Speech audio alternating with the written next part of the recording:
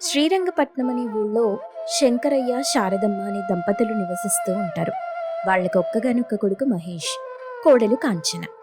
శాంతమ్మ మంచిదే గాని చాలా పట్టుదల గల మనిషి.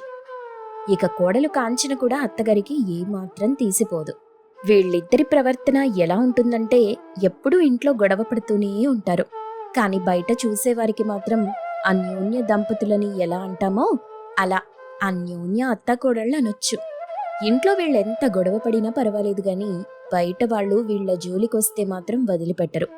అలా ఓ రోజు, ఏవే కాంచనా, ఈ కాలం పిల్లలకి బొత్తిగా ఓపిక ఉండట్లేదు.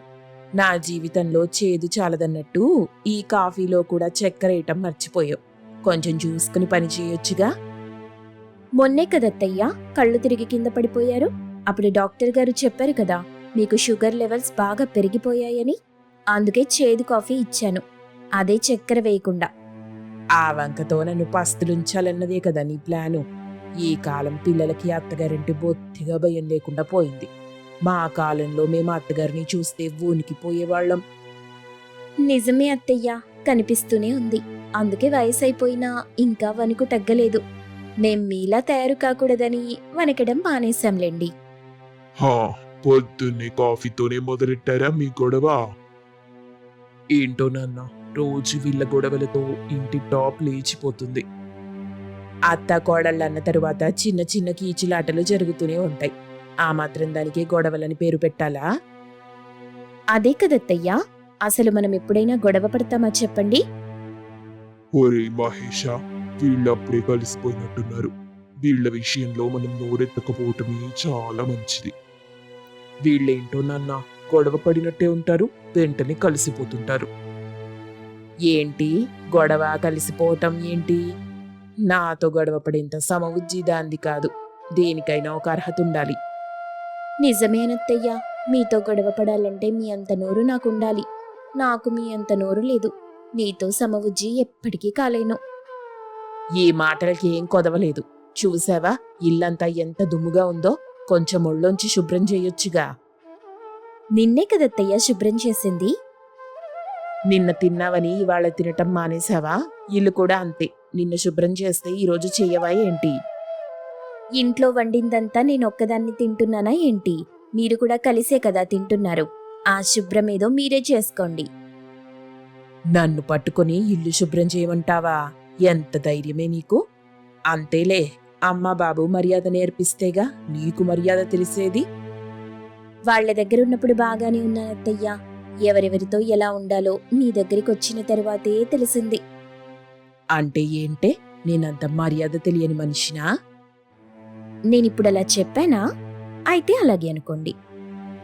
ఒరేయ్ మహేషు, చూసావా? అత్తగారిని కూడా చూడకుండా నీ పెళ్ళం ఎన్నెన్ని మాటలంటుందో. చూసారా మావయ్య గారు, మీ ఆవిడ గారు నన్ను ఒక్కగానొక్క కోడలని చూడకుండా ఎన్ని మాటలంటున్నారో. ఒక్కగానొక్క కోడలేంటే? అయినా నా మొగుడికి నా మీదే చాడీలు చెప్తావా? మీకున్నది ఒక్కగానొక్క కొడుకైనప్పుడు నేనొక్కగానొక్క కోడల్ని కదత్తయ్యా. అయినా మీరేమైనా పంచాంగం చదువుతున్నారా?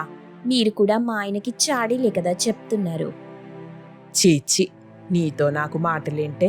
పొద్దున్నే నీ నోట్లో నోరు పెట్టి నోటిని అపవిత్రం చేశాను. వెళ్ళి శుభ్రంగా పళ్ళు తోముకోవాలి.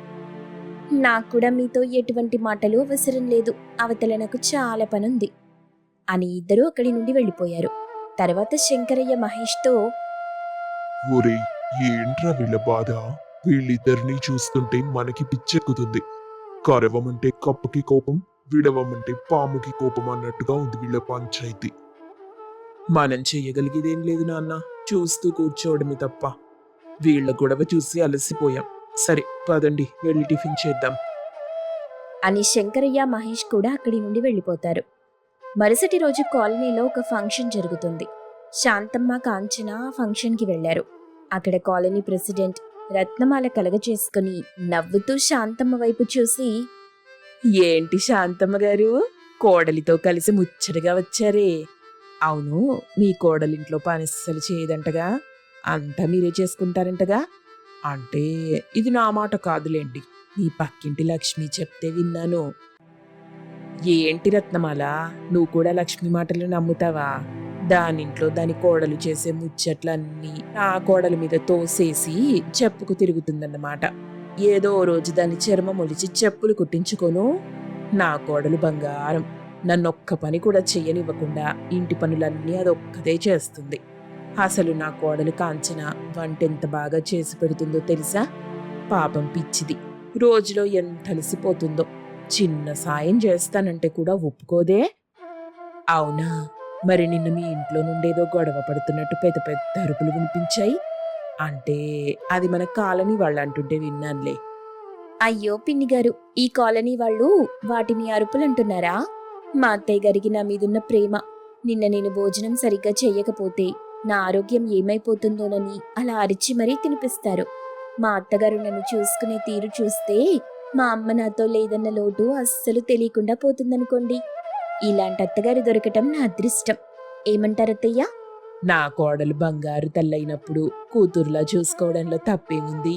నాకు నా కొడుకు ఎంతో, నా కోడలు అంతే. అవును పిన్ని గారు, అందరి బాగోగులు బానే కనుక్కుంటున్నారు గాని ఏంటి, మొన్న ఆ మధ్య మీ కొడుక్కి కొత్తగా పెళ్ళయిందంటగా? కొత్త కోడలొచ్చిన నెలలోపే వేరే కాపురం పెట్టించిందంట. అంటే మేం కూడా అందరూ చెప్పుకుంటుంటే విన్నానులేండి. ఎవరా కూత కూసింది? అలాంటిదేం లేదు. ఆయన ఈ లోకులు కాకుల్లాంటి వాళ్ళు. ఎప్పుడు చూడు పక్క వాళ్ళ మీద ఉన్నవి లేనివి చెప్తూనే ఉంటారు. మనలాంటి అత్తాకోడళ్ళు బావుంటే అస్సలు ఓర్వలేరు.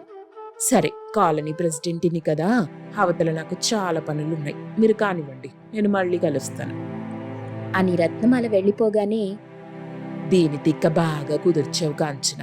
లేకపోతే ఎప్పుడు చూడు వాళ్ళు చెప్పారు వీళ్ళు చెప్పారు అని మొత్తం ఇదే చెప్తుంది. ఒక్క మాటతో దాన్ని నోరు మూయించి ఇక్కడి నుండి వెళ్ళిపోయేలా చేశావు. ఇంకోసారి మన జోలికి రమ్మన్నా రాదు. మీరు మాత్రం తక్కువ అత్తయ్య. ఆ రత్నమాల నన్ను అనడానికి ట్రై చేసినా ఒక్క మాట కూడా పడకుండా చేశారు. చాలా థ్యాంక్స్ అత్తయ్య. థ్యాంక్స్ ఏంటే థ్యాంక్స్? మనలో మనం ఎన్నైనా అనుకుంటాం. అలాగని ఊరి వాళ్ళంతా నా కోడలను ఒక మాట అంటానంటే పడనిస్తాననుకుంటున్నావా? ఈ శాంతం అంటే ఏంటో వాళ్ళకి తెలియజేయను. సరే పద, అక్కడ భోజనాలు జరుగుతున్నాయి, వెళ్ళి తిందాం. ఇద్దరు భోంచేయడానికి వెళ్లారు. అక్కడ కలిసిన సరోజ, హా ఏంటి అత్త కోడళ్ళిద్దరూ ఆనందంగా కనిపిస్తున్నారు? ఏదేమైనా శాంతమ్మ, కోడల విషయంలో నువ్వు చాలా అదృష్టవంతురాలివి. నాకు ఉందో కోడలు, ఎప్పుడు చూడు నా కొడుకుతో గొడవ పెట్టుకుంటూనే ఉంటుంది. అలాగే కాంచన, ఏ జన్మలో చేసుకున్న పుణ్యమోనమ్మా, నీలాంటి కోడలు నాకు దొరకనందుకు చాలా బాధపడతాను. అవును సరోజ, కాంచన మా ఇంట్లో అడుగు పెట్టిన తరువాత మా ఇంటికి లక్ష్మీ కళొచ్చింది. ఒక్క కష్టం కూడా రాకుండా ఇంటిని బాగా చూసుకుంటుంది. సరే, ఇంటికెళ్దాం పదండి అత్తయ్య గారు. మన కోసం ఇంట్లో మావయ్య ఆయన వెయిట్ చేస్తుంటారు అని ఇద్దరు అందరి ముందు సరదాగా ఒకరి చెయ్యి ఒకరు పట్టుకుని ఇంటికి బయలుదేరతారు. వాళ్ళ అన్యోన్యత చూసి అందరూ ఆశ్చర్యపోతారు. ఇంటికెళ్ళిన తరువాత, ఏవండి, ఇవాళ్ళందరి ముందు అత్తయ్య గారు నన్నెంత పొగిడారో తెలుసా? నేనొక్కదాన్నేనా ఏంటి? నువ్వు మాత్రం అందరి ముందు నన్నెంత పొగిడావు? అయినా నా కోడల్నెవరైనా ఒక మాట అంటే ఊరుకుంటానా? నా కోడలి పరువు పోయిందంటే ఈ శాంతమ్మ పరువు పోయినట్టు కదా. అత్తయ్య, మీకు గుర్తుందా, మీరందరి ముందు నేను వంట చాలా బాగా చేసి పెడతానని మెచ్చుకున్నారు. రేపు మీకోసం నేను చాలా రకాల వంటలు చేసి పెడతాను. సరే, రేపు ఒక్కరోజు నీకు నచ్చినట్టు వండు. కానీ చెప్తున్నా, మరుసటి రోజు నుండి నా పెత్తనమే నడుస్తుంది. ఆ తర్వాత గురించి తర్వాత మాట్లాడుకుందాం అత్తయ్య. రేపటికైతే ఇంటి పెత్తనం నాదే. ఇప్పుడే కదా బయట ఒకరినొకరు పొగుడుకున్నారని చెప్పారు, ఇంతలో మళ్ళీ మొదలెట్టారా? వీళ్ళొక వింతైన అత్తాకోడళ్ళు నాన్న. ఇంట్లో ఒకరి చుట్టూ ఒకరు పట్టుకుని కొట్టుకునేంత పని చేస్తారు. కాని బయట వాళ్ళు ఏదైనా మధ్యలో దూరితే బయట వాళ్ళ దాకా ఎందుకు, మనం వెళ్ళి మధ్యలో దూరినా సరే మన చెవులు కోసి చేతిలో పెట్టి పంపిస్తారు. ఏంటిప్పుడు మా ఇద్దరు అత్తాకోడళ్ళకి దిష్టి పెడుతున్నారా? ఆయన మేమేమైనా కావాలని చేస్తున్నామా? ఏదో ఇంట్లో మాకు కాలక్షేపం అవడం కోసం అలా గొడవ పడుతున్నామంతే. ఏమంటావు కాంచనా? మరి లేదంటే మనం ఏమైనా ఒకరి మీద ఒకరం ద్వేషంతో గొడవ పడుతున్నామా? చాలా ప్రేమతో గొడవ పడుతున్నాం. అత్తయ్య గారికి నేనంటే ఇష్టం, నాకు అత్తయ్య గారంటే ఇష్టం. మన అత్త కోడలి అనుబంధం ఎవ్వరికీ అర్థం కాదులే అత్తయ్య. పదండి మీరు రెస్ట్ తీసుకుందరు. వాళ్ళ అన్యోన్యత చూసి శంకరయ్య మహేష్ నవ్వుకుంటారు. ఈ కథలోని నీతేంటంటే ఇల్లన్నాక అత్తాకోడళ్ళన్నాక చిన్న చిన్న అపార్థాలు తగాదాలు జరగటం సహజమే. కానీ ఇంటి గుట్టు రచ్చకెక్కకుండా బయట ప్రపంచం ముందు ఒక్కటిగా నిలబడటమే ఒక మంచి కుటుంబానికి అందం. సీతాపట్నం అనే ఊళ్ళో శంకరయ్య శాంతమ్మ దంపతులుంటారు. వాళ్ల కొడుకు మహేష్, కోడలు కాంచన, కూతురు సంధ్య. శాంతమ్మ చాలా బద్ధకస్తురాలు. ఏ పనైనా కష్టపడకుండా సులువుగా అయిపోవాలని ఆలోచించే మనిషి. తన బద్ధకంతో ఆ ఇల్లు ఎప్పుడూ చిందరవందరగా ఉంటుంది. ఇక సంధ్య కూడా శాంతమ్మని చూసి తనలాగే బద్ధకంగా తయారవుతుంది. సరిగ్గా చెప్పాలంటే ఏ పని చేతకాని ఒక అమ్మచాటు బిడ్డ. కానీ కాంచన మాత్రం కష్టపడితేనే ఫలితం ఉంటుంది అని నమ్మే వ్యక్తి.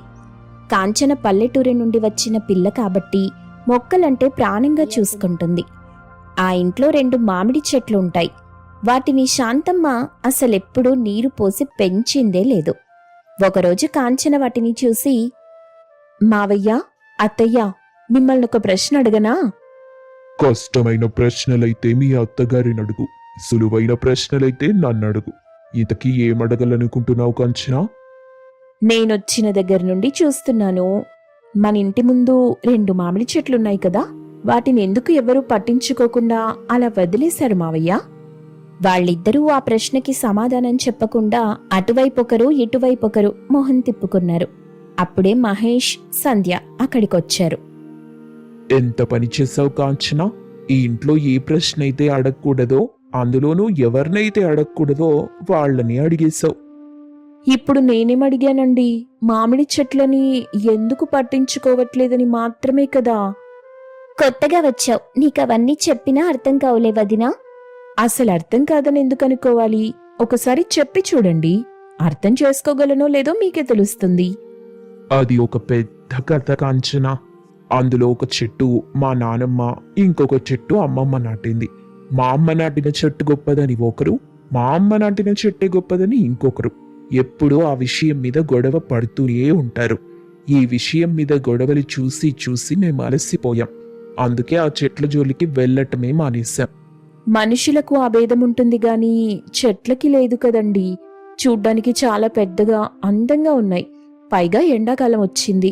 వాటికి నీరు పోసి పెంచితే చాలా పండ్లనిస్తుంది. ఆ మాట చెప్పమ్మా మీ అత్తయ్యకి. బద్ధకంతో తన పని చెయ్యదు. పోనీ నేను చేస్తానంటే ఒప్పుకోదు. కనీసం మా అమ్మ నాటిన చెట్టుకైనా నీళ్లు పోసుకుంటానంటే దాని జోలికి కూడా పోనివ్వదు. కానీ మావయ్య, నాకు మొక్కలంటే ప్రాణం. వాటిని నాకప్పగించండి, నేను చూసుకుంటాను. ఇదిగో కాంచనా, నువ్వు కొత్తగా వచ్చావు, నీకు తెలీదు. ఆ చెట్లు ఎద్దుల్లాగా ఎంత పెరిగాయి గాని సరిగ్గా ఒక 10-20 పండ్లు కూడా ఇవ్వవు. వాటి కోసం అంత కష్టపడటం మాకిష్టం లేదు. కావాలంటే ఇల్లంతా ఏమైనా చేసుకోగాని ఆ చెట్లను అలా వదిలే. వాటికి చాకిరీ చేయటం కూడా దండగే. ఇదిగో శాంతం, కావాలంటే నువ్వు నీ చెట్టు ఇవ్వకుండా ఉండు. నా చెట్టు మీద అధికారం నీకు లేదు. ఈ రోజు నుండి మా అమ్మ నాటిన చెట్టు అధికారాన్ని కాంచనకిచ్చేస్తున్నా. ఇక దాని బాగోగులన్నీ కాంచనే చూసుకుంటుంది. ఇక ఆ చెట్టుని నువ్వేమైనా చేసుకో కాంచనా. మీరు ఏమైనా చేసుకోండి, కానీ నా చెట్టు జోలికి మాత్రం రాకండి. అబ్బా, ఉన్న చోటు ఉండకుండా వీళ్ళని అనవసరంగా కదిలించావదినా. పర్వాలేదు సంధ్య, మాట్లాడటం వల్లే కదా కనీసం ఒక్క మొక్కనైనా బాగు చేసే అవకాశం దొరికింది. ఏదైనా ప్రయత్నించటంలో తప్పులేదుగా. అబ్బో, ఇంత ఫిలాసఫీ వినటం మన వల్ల కాదు. అమ్మా, రావే అన్నం తిందాం. చూడు కాంచనా, పెళ్లికి ముందే చెప్పాను మా అమ్మ సంధ్య ప్రవర్తన కొంచెం వింతగా ఉంటుందని. నువ్వు వాళ్ళని పట్టించుకోకు. నీ పని నువ్వు చేసుకుంటూ వెళ్ళు. మరుసటి రోజు నుండి కాంచన మామిడి చెట్టుకు నీళ్లు పొయ్యటం, దాని చుట్టూ శుభ్రం చేయటం, ఆ మామిడి చెట్టుతో ప్రేమగా మాట్లాడుతూ, చూడు, ఈ రోజు నుండి నీ చుట్టూ శుభ్రం చేస్తాను. నేను నీకు బాగా నీళ్లు పోస్తాను. ఎండిపోయిన చెట్టు ఆకులన్నీ కత్తిరిస్తాను. నువ్వు మాత్రం మంచి మంచి మామిడి పండ్లనిస్తూ ఉండాలి. ఎందుకంటే నిన్ను పండివ్వని చెట్టుగా చూస్తున్నారు వాళ్ళు. ఆ మాట తప్పని నిరూపించాలి, సరేనా అని మాట్లాడేది. కాంచన అలా చెట్లతో మాట్లాడడం చూసి అందరూ అక్కడికొచ్చారు. ఏంటమ్మా, ఇంట్లో ఇంతమంది ఉండగా చెట్టుతో మాట్లాడుతున్నావు? మీ అత్తగారితో మాట్లాడడం కంటే చెట్టుతో మాట్లాడటమే నయమనుకుంటున్నావా ఏంటి? చాలు చాలు, పని కట్టుకుని మరీ కొత్త కోడల ముందు పరువు తీయడానికి పరిగెత్తుకు రానక్కర్లేదు. అయితే దానిదేముంది, కొన్నాళ్ళయ్యాకే కొత్తగా మొదలెడతాను. అమ్మా, నాన్నకి మాటలు కూడా వస్తాయా? కొత్తగా మాట్లాడడానికి మనుషులు దొరికాక తెలిసింది నాన్నకి మాటలొస్తాయని. ఏ రోజైనా మీ అమ్మ ఈ ఇంట్లో నోరు తెరవనిస్తేగా మాటలు వస్తాయో లేదో తెలిసేది. చాలే, ఆగండి నాన్న. ఇంతకీ కాంచన ఈ చెట్లతో మాట్లాడడం ఏంటి? ఏం లేదండి, మొక్కల్లో ప్రాణముందని మనం చిన్నప్పుడు చదువుకున్నాం కదా. మొక్కలు మనల్నెప్పుడూ గమనిస్తూనే ఉంటాయి. వాటితో మనం అలా రోజూ ప్రేమగా మాట్లాడుతుంటే, వాటికన్నీ చెప్తూ ఉంటే వింటుంటాయి. అలాగే వాటికి మనం ఎంతైతే ప్రేమనందిస్తామో తిరిగి అవి మనకి అంతే ప్రేమతో పండ్లనిస్తాయి. ఇదెక్కడి చోద్యమో, మొక్కలకు ప్రాణం ఉందంట, మనం చెప్పినవి వింటుందంట. అందుకని వాటితో ప్రేమగా మాట్లాడాలంట. వినడానికే వింతగా ఉందమ్మా. అవునవును, ప్రేమంటే ఏంటో నీకు తెలియదు కదూ. తెలియనిది వింతగానే ఉంటుంది మరి. అమ్మా, వీళ్లతో మనకెందుకు, మనం వెళ్ళి అన్నం తిందాం రామ్మా. వెళ్ళు వెళ్ళు, మీ అమ్మ నీకా ఒక్క మాట నేర్పింది. మీ అమ్మతో పాటు తినడం తప్ప ఒక్క పని కూడా చేయటం చేత కాదు నీకు. సంధ్య, మనం పోదాం పద. వీళ్ళు పిచ్చి వాళ్ళలాగా ఈ పిచ్చి మొక్కలతో మాట్లాడుకుంటారు. మీరెంత చేసినా ఆ చెట్లకు పండ్లెలా కాస్తాయో నేను చూస్తాను అని అందరూ అక్కడి నుండి వెళ్ళిపోయి. కొన్నాళ్లకు కాంచన పెంచుతున్న చెట్టు చాలా మామిడి పండ్లనిస్తుంది. వాటిని చుట్టుపక్కల అందరికీ కూడా పంచింది కాంచన. అది చూసిన శాంతమ్మ, ఓసై సంధ్య, ఎప్పుడూ లేనిది ఏంటే ఆ చెట్టు కన్ని పండ్లు కాస్తున్నాయి? మీ వదిన చెప్పినట్టు మొక్కలన్నీ వింటాయంటావా? ఏమోనమ్మా, నాకేం తెలీదు. మరి నీకేం తెలుస్తుంది? బాగా తినటం తెలుస్తుందా? ఆ తెలుసమ్మా, మనం కూడా మామిడి పండ్లు తీసుకుని తిందామా? ఓసై తుమ్మమొద్దు. మనమిప్పుడు ఆ పండ్లు తీసుకుని తింటే ఎప్పటికీ వాళ్ల ముందు ఓడిపోయిన వాళ్లలాగా సిగ్గుతో తలదించుకొని బతకాలి. మనకొక చెట్టుందిగా, పద మనం కూడా దాంతో మాట్లాడి మామిడి పండ్లు పండిద్దాం. సంధ్య శాంతమ్మ చెట్టు దగ్గరికి చేరుకున్నారు. ఇదిగో, ఇప్పటిదాకా నేను నిన్ను పట్టించుకోలేదు.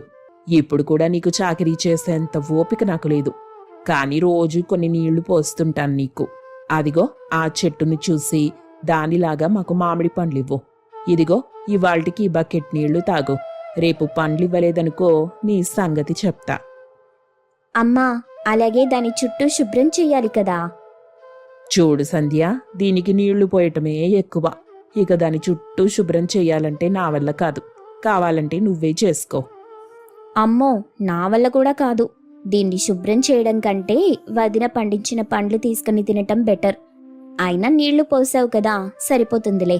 పండ్లు కాస్తాయో లేదో రేపొచ్చి చూద్దాం. మరుసటి రోజు కాంచన పండిన పండ్లన్నీ అందరికీ పంచిపెట్టడం చూసిన శాంతమ్మ, సంధ్య, ఏంటే, మనం నిన్నే దీనికి నీళ్లు పోసాం కదా, అయినా ఇవాళ్టికి ఒక్క పండు కూడా కాయలేదు. ఇదిగో నువ్వసలు చెట్టువేనా? చూడ్డానికి ఆకారానికి ఇంతున్నావు. ఆకారం పుష్టి, నైవేద్యం నష్టి అన్నట్టు నీళ్లు పోసినా కూడా ఒక్క కాయ ఇవ్వడానికి ఏం మాయరోగం నీకు? అమ్మా, ఈ మామిడి పండు చూడు ఎంత రుచిగా ఉందో. వెళ్ళు. వాళ్ళు పండించిన మామిడి పండ్లు తినడానికి నీకు కొంచెం కూడా సిగ్గులేదే? పైగా రుచిగా ఉందని చెప్తున్నావా? చాలా రుచిగా ఉందమ్మా. మన చెట్టుకి కాసిన కాయలు తినాలంటే ఈ జన్మలో జరగదు. పైగా దాన్నలా తిడుతూనే ఉంటావు. దానికి మాత్రం సిగ్గుండదా మనకి పండ్లివ్వడానికి? ఎవ్వరూ చూడ్డం లేదు గాని కొంచెం ఈ పండు తిని చూడు ఎంత రుచిగా ఉందో. ఇదిగో నువ్వు చెప్పావు కాబట్టి తింటున్నా. నేను తిన్నాను అన్న విషయం ఎవరికైనా తెలిసిందో చంపేస్తాను. అబ్బా, ఎవ్వరికి చెప్పన్లే, తినమ్మా. అబ్బా, నిజంగా ఎంత రుచిగా ఉందో సంధ్య. అమ్మా, వాళ్ళంతా వస్తున్నారు, తొందరగా కాయ పడేయ్. ఏంటి, మామిడి పండు బాగా రుచిగా ఉందా? మామిడి పండు రుచిగా ఉండడం ఏంటి? దేని గురించి అడుగుతున్నారు మీరు? మీ ఇద్దరూ తిన్న మామిడి పండు గురించమ్మా. మాకేం సంబంధం లేదు, మేమెటువంటి పండు తినలేదన్నయ్యా. ఇద్దరు తోడు దొంగలు. పండు తిని పడేస్తే సరిపోదు, మూతి కూడా తుడుచుకోవాలి. లేదంటే దొరికిపోతారు కదా మరి. అమ్మా, నిజంగానే మన మూతి చుట్టూ మామిడి పండు రసం అంటుకుందే. దొంగ మొహం దానా, అప్పటికీ చెప్పాను తినొద్దని. ఇప్పుడు చూడు దొరికిపోయాం. మనింటి చెట్టు పండ్లు మనం తినడంలో చాటుమాటు ఏముందత్తయ్యా? ఈ చెట్లు మనవే, ఈ పండ్లు మనవే. మొక్కల్ని ప్రేమగా చూసుకుంటే పండ్లిస్తాయని నువ్వెంత చెప్తున్నా వినలేదమ్మా. కాని ఇప్పుడు కళ్ళారా చూశాను. ఇన్ని రోజులు నేను వీటిని పట్టించుకున్నదే లేదు. అందుకే అవి తిరిగి ఏ రోజు ఒక్క పండివ్వలేదు. నువ్వు వాటికి చూపించిన ప్రేమకి ప్రతిఫలంగా తిరిగి పండ్లివ్వగలిగాయి. మొక్కలకే కాదు శాంతం, మనుషులకు ప్రేమిచ్చినా తిరిగి ప్రేమే వస్తుంది. ఉంటానండి. ఈ రోజు నుండి మీ అందరితో ప్రేమగా ఉంటాను. నా బద్ధకం కూడా వదిలేస్తాను. ఇదిగో ఇప్పటి నుండి ఈ చెట్టుకి నేను సంధ్య నీళ్లు పోసి శుభ్రం చేసి దీనికి పండ్లు కాయించేలా చెయ్యకపోతే నా పేరు శాంతమ్మే కాదు అని ఆ రోజు నుండి శాంతమ్మ కూడా నీళ్లు పోస్తూ ప్రేమగా మాట్లాడుతూ రోజూ చెట్టు చుట్టూ శుభ్రం చేస్తూ ఉంది. కొన్ని రోజులకి ఆ చెట్టు కూడా ముందు చెట్టులాగే చాలా పళ్ళనిస్తుంది. ఆ పండ్లను అత్తాకోడళ్ళిద్దరూ ఊళ్ళో పంచిపెడతారు. అత్తాకోడళ్ల మధ్య బంధానికి ఆ చెట్టు సాక్ష్యంగా మిగులుతుంది. ఈ కథలోని నీతేంటంటే, మొక్కలైనా జంతువులైనా ఈ భూమి మీద ఉన్న ఏ ప్రాణులతోనైనా ప్రేమగా ఉండాలి. ఎందుకంటే ఆలోచించగలిగే శక్తి మనకు మాత్రమే ఉంది, వాటికి లేదు కాబట్టి. ఇదిగో కథ చూసి వెళ్ళిపోవటమేనా? సబ్స్క్రైబ్ చేసేదేమైనా ఉందా? అలా బెదరగొట్టకండి అత్తయ్యా, ఏమనుకోకండే. మా అత్తయ్య గురించి మీకు తెలుసుగా. సరే, మా కథలన్నీ చూస్తున్నారు, అలాగే మా ఛానల్ని సబ్స్క్రైబ్ చేసుకోండి, లైక్ చేయండి, షేర్ కూడా చేయండి. మేము మీకు ఇలాగే మంచి మంచి కథలను అందిస్తూ ఉంటాం.